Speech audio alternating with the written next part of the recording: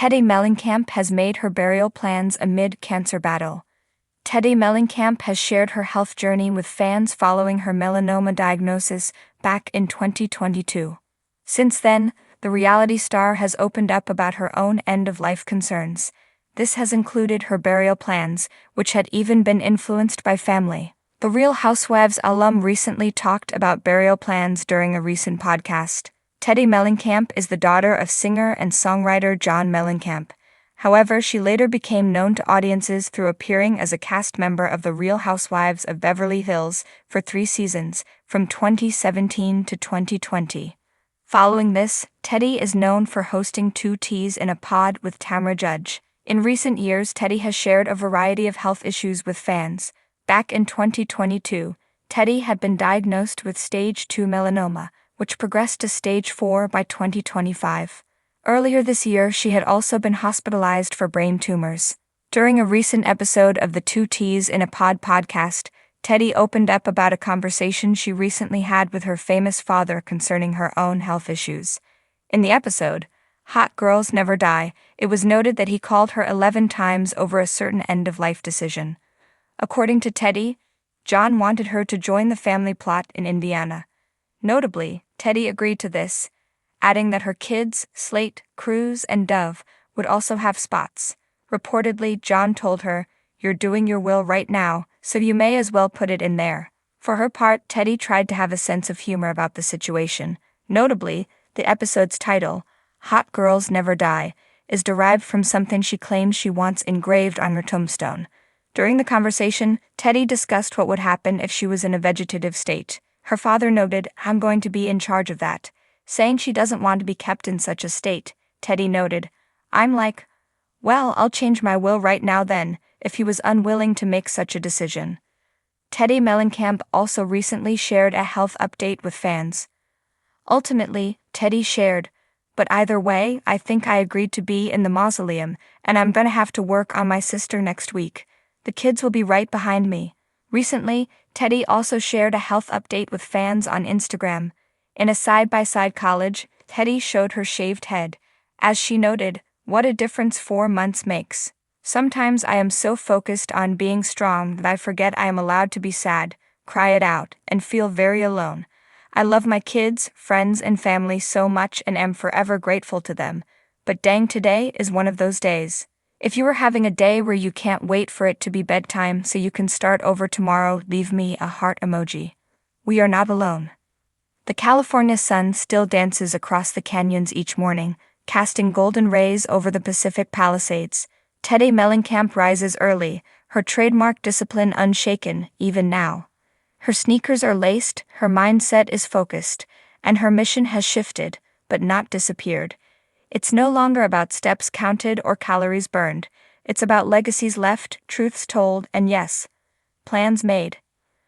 "I'm not afraid to talk about it anymore," she says, sitting in a cozy nook of her Los Angeles home, the same place where she once hosted podcast episodes full of housewives gossip. Now serves as a sacred corner for journaling, meditation, and planning her future, and the inevitable finale to this chapter of her story. Teddi, once dubbed the accountability queen, has always believed in preparation. From carefully scheduling workouts at dawn to organizing her children's activities, down to the minute, she's never been one to leave things to chance. But cancer, as she's learned in the most intimate way, doesn't care about planners or post-its. Still, Teddi has done what she does best. She's taken charge. "I want my funeral to be honest," she says, eyes clear, voice strong. "Not sad, not overly glam, but real. I want people to laugh through their tears. I want them to tell the truth about who I was. The good, the annoying, the passionate. All of it. The plan."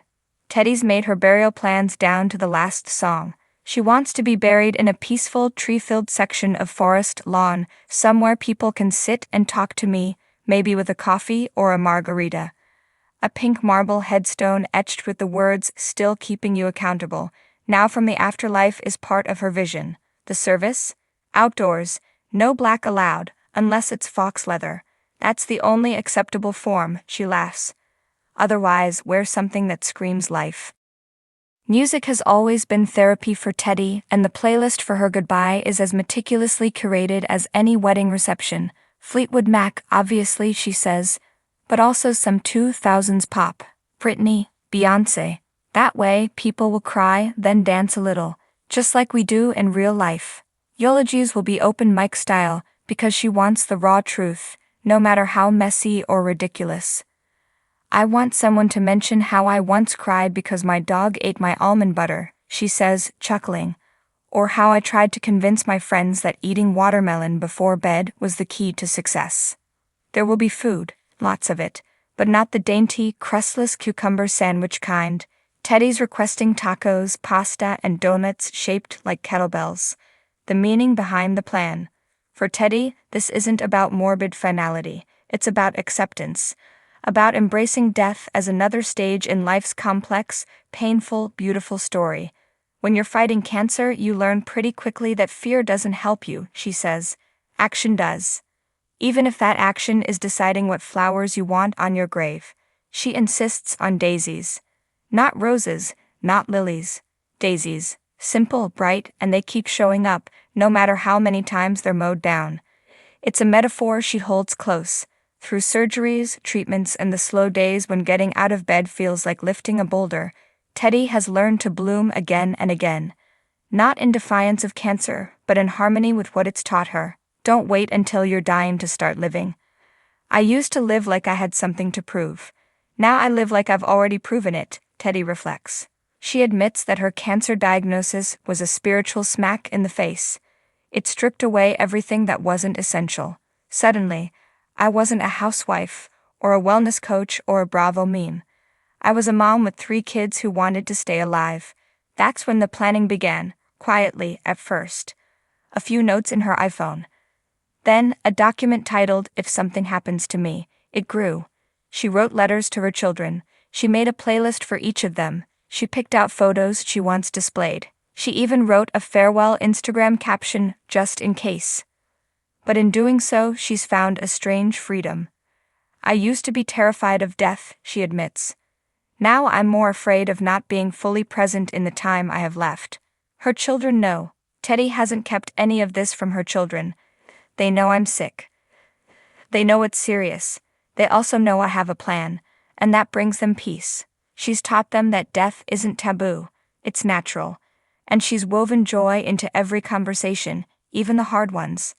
I told Slate that if I'm a ghost, I'll totally haunt her if she marries a guy with a man bun. She laughed and said, "Then I'm marrying one just to see you again."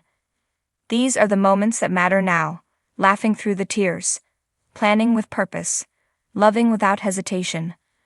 Legacy over perfection. Teddi doesn't want to be remembered as perfect. She wants to be remembered as human. I was messy, I was bossy, I was extra, I was loyal. I was love. That's what I hope sticks. She's also establishing a foundation for women navigating cancer, particularly those who feel they've lost their voice or identity in the fight. So many of us feel reduced to statistics and scans. I want to create a space where we can still talk about makeup and Bravo and our kids' weird art projects, even while talking about tumors. She's not done fighting, not by a long shot, but making peace with the end has given her strength in the now. If you love me, you'll celebrate me. That's the phrase Teddi has emblazoned at the top of her funeral document. It's not just a directive, it's her truth. I'm not just making these plans because I think I'm dying, she says. I'm making them because I know I'm living, fully, fiercely, and with intention. Whether she has 10 years or 10 months, Teddi's not wasting a single breath pretending she's immortal. She's turning her mortality into motivation. And when the day comes, if it comes, that daisies bloom over her grave, and the playlist kicks in, when people gather not to mourn her absence but to toast her presence, she hopes they'll remember what she stood for. Truth. Accountability. A little too much almond butter. And a whole lot of heart. Let me know if you'd like a version tailored for social media, a press-style article, or more emotional tone.